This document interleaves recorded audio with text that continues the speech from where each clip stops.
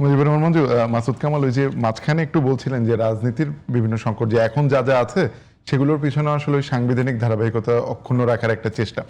গতকাল সিলেটের সমাবেশে আপনিও ছিলেন, আমার ভুল না হয়। আমি ছিলাম না, আমাদের প্রতিনিধি দলের লোকজন ছিলেন।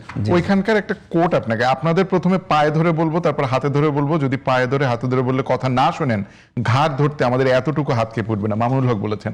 মানে আপনারা কি আসলে সরকারকে আসলে ঘাট ধরতে যাচ্ছেন 11 দলীয় জোট? দেখেন, রাজনৈতিক মাঠের বক্তব্য তো নানা ধরনের বক্তব্য আসে। তো আপনি হঠাৎ ঘাড়ে চলে যাচ্ছেন কেন? উনি তো বলছেন প্রথমে হাতে ধরবো, পায়ে ধরবো। আপনি প্রশ্ন আমি শুধু না, আপনি প্রশ্ন করতে পারেন যে আসলে কি আপনারা হাতে পায়ে ধরবেন কিনা, কারণ আমরা তো উনি তো হাতে ধরার কথা বলেছেন, পায়ে ধরার কথা বলছেন। আসলে হয়েছে কি, ধরেন এই যে বিএনপি বলেন, আমরা 11 দলীয় জোট বলেন, আমরা সবাই তো আজ থেকে 2 বছর আগেও সবাই একাকার ছিলাম, এক জায়গায় ছিলাম।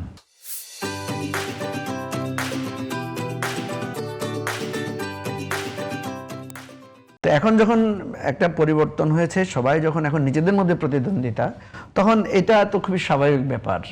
ধরেন আমরা 3 জন এখন এক জায়গায় আছি, যখন নিজেদের মধ্যে প্রতিদ্বন্দ্বিতা আসবে তখন তো নিজেদের মধ্যে আমরা একজন আরেকজনকে চেক দিয়ে কথা বলবো।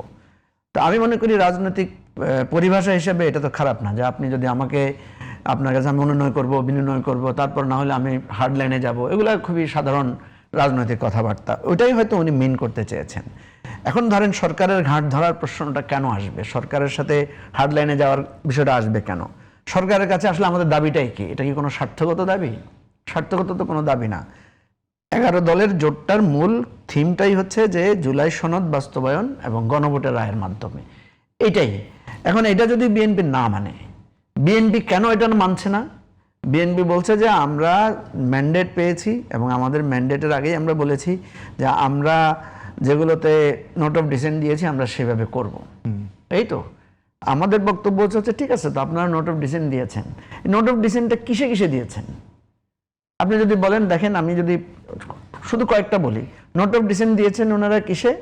যে প্রধান বিচারপতি নিয়োগের ব্যাপারে। তো প্রধান বিচারপতি নিয়োগ কি আপনারা নিয়ন্ত্রিত রাখতে চান? চান না তো, আপনারাই তো বলছেন। তাহলে এখানে নোট অফ ডিসেন্ট দিলেন কেন? এর কিন্তু প্রশ্ন যে আপনি বিচার বিভাগকে আপনার নিয়ন্ত্রণ রাখতে চান। নোট অফ ডিসেন্ট দিয়েছেন কিসে? তত্ত্বাবধায়ক সরকার প্রবর্তনের একটা স্তরে গিয়ে। তো কেন দিলেন? আপনার কি চান না তত্ত্বাবধায়ক সরকার স্বাধীনভাবে কাজ করুক, নিরপেক্ষ থাকুক? বলছেন তো চান, তাহলে এখানে নোট অফ ডিসেন্ট দিলেন কেন? 3 নম্বরে হচ্ছে নোট অফ ডিসেন্ট দিয়েছে কিসে? দুদক নিয়োগের ক্ষেত্রে, পিএসসি নিয়োগের ক্ষেত্রে, এই সমস্ত ক্ষেত্রে। তো আপনার কি দুদক আপনাদের পছন্দসই লোক দিতে চান? তো আমরা তো বলছি না যে আমাদের পছন্দসই লোক না, আমরা বলছি দুদকটাকে সবার পছন্দসই একজন লোককে দেন। তো এই জায়গাগুলো আসলে বলেন আপনি, এগুলাই তো গণভোটে দেওয়া হয়েছিল। জনগণ বলছে যে না, আমরা এটা চাই, আমরা চাই দুদক স্বাধীন থাকুক, আমরা চাই বিচার বিভাগ স্বাধীন থাকুক। এটা তো বিএনপির সাথে এই জায়গাতেই তো আমাদের অসুবিধা। তো এই জায়গায় অসুবিধায়, এটা তো আমাদের রাজনীতির পথ, আমরা এটা নিয়ে তো সংগ্রাম করবই। কারণ আমরা যদি না করি, মানুষও তো আমাদেরকে বলবে যে আপনারা তো ঠিক বিএনপির কথার মধ্যে নতি স্বীকার করে ফেললেন। সুতরাং এখানে এই প্রশ্নটা আসবে, আলটিমেটলি রায়টা চলে যাবে কাছে, জনগণের কাছে। কারণ আমরা জনগণের ভোট নিয়েই এটা বলেছি এবং জনগণের পক্ষ থেকে আমরা বলছি যে এটা করেন। এটা নিয়ে অন্য কোনো বড় ধরনের ঝামেলা হওয়ার কথা না। এই রাজনৈতিক আর্গুমেন্টটা পার্লামেন্টে যদি হয়ে যায় ভালো, পার্লামেন্টে না হলে রাজপথে আলোচনা হবে। আর দ্বিতীয় যে জিনিসটা, সেটা হচ্ছে বিএনপি যদি সুশাসন দিতে পারে, মানে আমরা যেটা বলি না, এটা আমার বক্তব্য আর কি। ধরেন ওই যে মানুষ বলে না যে ওই যে একটা সেই বিখ্যাত রফিক আজাদের কবিতা, যে ভাত দে হারামজাদা নাইলে মানচিত্র খাবো। কারণ মানুষ তো মানচিত্র দিয়ে কি করবে? তার যদি পেটেই ভাত না থাকে, যেটা দেশ বাংলাদেশ হোক আর ভারত হোক আর মানে উজবেকিস্তান হোক, তার কি আসে যায়? পতাকা লাল সবুজ হোক অথবা হলুদ কমলা হোক, তার পেটে যদি ভাত না থাকে, সেই পতাকা দিয়ে কি করবে? এটাই তো মানে মূল নির্যাস। এখন ভাই, মানুষ যদি রাস্তাঘাটে নিরাপত্তা না পায়, মানুষ যদি ব্যবসা বাণিজ্য করতে না পারে, এই যে আমরা একটু আগে আলোচনা করছিলাম এই বিদ্যুৎ বিল নিয়ে, আমরা অবাক হয়ে গেলাম। আমি আমার একটা সমস্যার কথা মাসুদ কামাল ভাইকে বলছিলাম, আমি লজ্জা নিয়ে বলতেছিলাম, আজকে আমার সকালে দেখি হঠাৎ কারেন্ট নাই, মানে আমার লাইন কেটে দিয়েছে বিদ্যুৎ বিলের জন্য। আমি খুব সংকোচের সাথে মাসুদ কামাল ভাইকে বলছিলাম। মাসুদ কামাল ভাই সাথে সাথে বললেন যে হ্যাঁ, এখন তো বিদ্যুৎ বিল হঠাৎ বেশি আসছে, এবং সাথে সাথে আরো একজন একই সাথে সাপোর্ট করলো। তো বলেন দেখি, বিদ্যুতের বিল যেভাবে বাড়ছে, তেলের দাম যেভাবে বাড়ছে, গাড়িওয়ালারা গাড়ি চালাতে পারছে না, গ্যাস সংকটে রান্না বান্না বন্ধ হয়ে যাচ্ছে, তারপর সিএনজি স্টেশন অনেকগুলো নাকি বন্ধ হয়ে গেছে। ব্যবসায়ীদের এই যে গত 2 বছরের ব্যবসায়ীদের যে সংকট, গত 5 মাসে কোনো চেঞ্জ আছে নাই। এটা হয়তো 5 মাস 6 মাস 7 মাস দেখা যায়, 8 মাসের দিন তো যায় ভাই, মানুষ আর খাতির করবে না, বলবো যে তোমাদের জুলাই মুলাই বাদ দাও, আর জুলাই শুনতে ইচ্ছে করতেছে না, এগুলাই তো বলবে মানুষ।